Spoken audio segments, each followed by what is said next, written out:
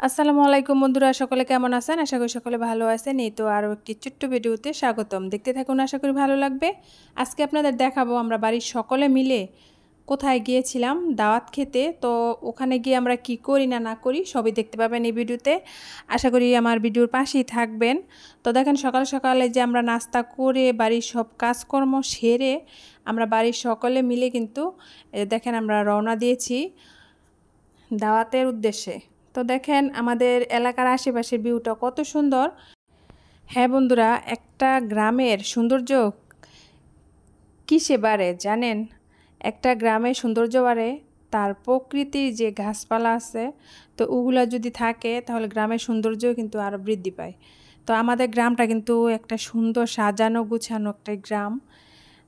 আর শুধু আমাদের গ্রাম না, পৃথিবীতে যত গ্রামই আছে, শুধু আমাদের গ্রাম দেখে কিন্তু বলতেছি না, পৃথিবীর যত গ্রামই আছে সব গ্রামে কিন্তু এই রকম সাজানো গোছানো প্রাকৃতিক পরিবেশের যে গাছপালা থাকে, নদী নালা থাকে, ক্ষেত থাকে, এগুলো নিয়েই কিন্তু গ্রামের সৌন্দর্যটা আরও বৃদ্ধি পায়, নিলিবিলি থাকে। তো আমাদের গ্রামটা আমাদের কাছে অনেক ভালো লাগে, যেহেতু আমরা এই জায়গায় জন্মেছি, তারপর আমার একই গ্রামে বিয়ে হয়েছে।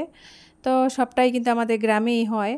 তো দেখেন, এই যে কথা বলতে বলতে আমরা কিন্তু বাড়ির পাশে এসে গেছি। তো আমরা আমাদের বাড়ি থেকে কিছুটা দূরে, তো ওটাও কিন্তু একটা গ্রামেই। তো ওই জায়গায় যাচ্ছি আমরা দাওয়াত খেতে। তো ওটাও কিন্তু একটা গ্রাম সাইড। তো আমাদের এলাকায় বলা হয় চর এলাকা। তো দেখেন, চর এলাকায় কিন্তু অনেক উঁচু উঁচু মাটি, যে উঁচু উঁচু জায়গাগুলো থাকে, তো ওই উঁচু জায়গাতে কিন্তু বাড়িঘর থাকে। আর নিচে যে ক্ষেত টেত করে, তো ওগুলা দেখতে অনেক ভালো লাগে। তো এই যে আমরা পৌঁছে গেছি, তো আমরা গাড়িটা রাস্তার সাইডে রেখে আমরা যে যাচ্ছি সামনে। তো এটা কিন্তু চর এলাকা। চর এলাকা নাকি বেশি সবজি, শাকসবজি এসব ফলন হয়। তো এই যে দেখেন আমরা যাচ্ছি। তো এই যে আমাদের ছোট বড় যা সদস্য আছে সবই কিন্তু আমরা একসাথেই কিন্তু যাচ্ছি। আর দেখেন, অনেক দিন পরে, এটা কি চিনতে পারছেন?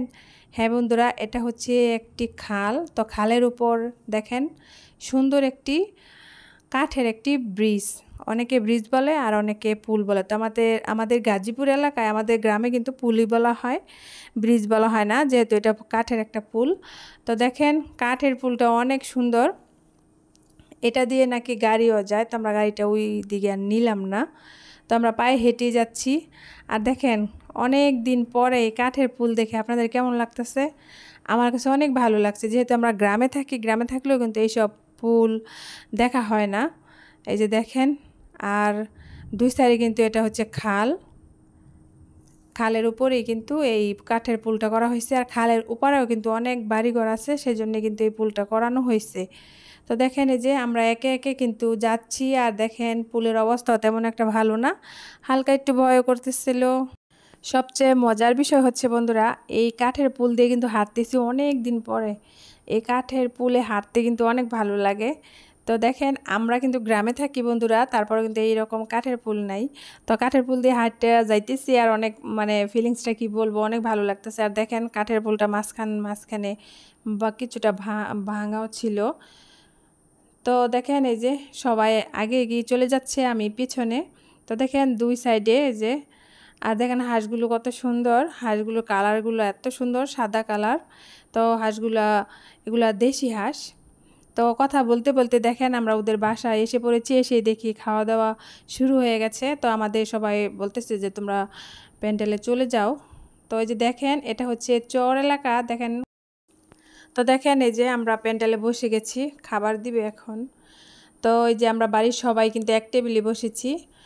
এই যে আমার ছেলে, আমার ননদের ছেলে, তারপর আমার ভাসুর ছেলে, আমার ছেলে, তারপর আমরা এই সাইড দিয়ে বসেছি। আর ওই যে দেখেন যত আত্মীয় স্বজন আছে সবাই কিন্তু একসাথে বসে গেছে। তো এখন আমরা এই যে খাবার অপেক্ষা করতেছি আর আলাপ করতেছি। তো দেখেন, এই যে,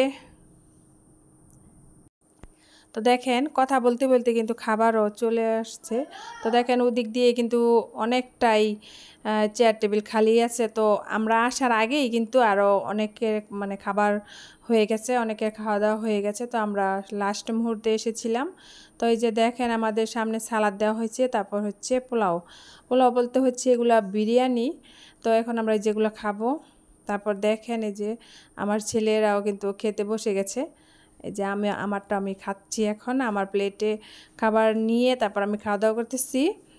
তো দেখেন এদিক দিয়ে কিন্তু আমরা খাওয়া দাওয়ার পরে সবাই মিলে গল্প করতেছি, যেহেতু প্রচুর গরম ছিল আর যেহেতু চর এলাকা অনেক বাতাসও ছিল।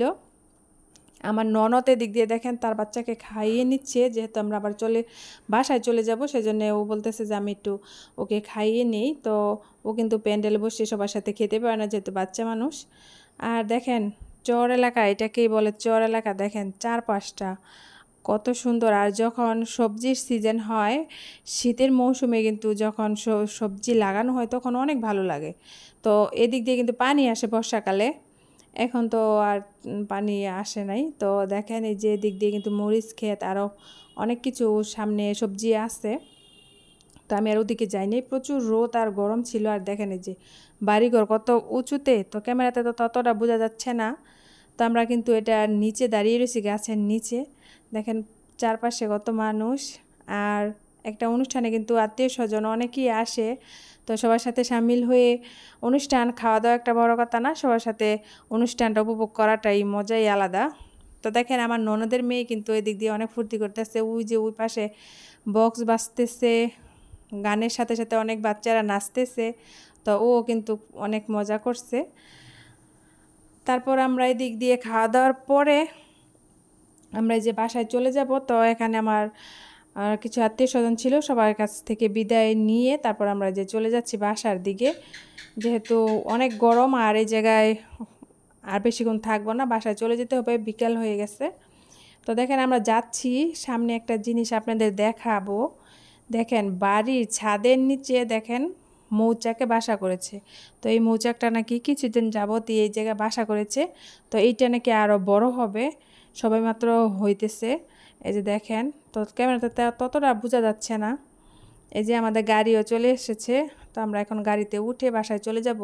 তো বন্ধুরা ভিডিওটি আর বড় করব না, আজকে দাওয়াতের অনুষ্ঠান দেখে আপনাদের কেমন লাগলো নিশ্চয়ই ভালো লেগেছে। যদি ভালো লেগে থাকে তাহলে একটা লাইক কমেন্ট করবেন আর আমার চ্যানেলের পাশেই থাকবেন। সকলে ভালো থাকবেন, সুস্থ থাকবেন, আমার চ্যানেলের পাশেই থাকবেন। আল্লাহ হাফিজ, আসসালামু আলাইকুম।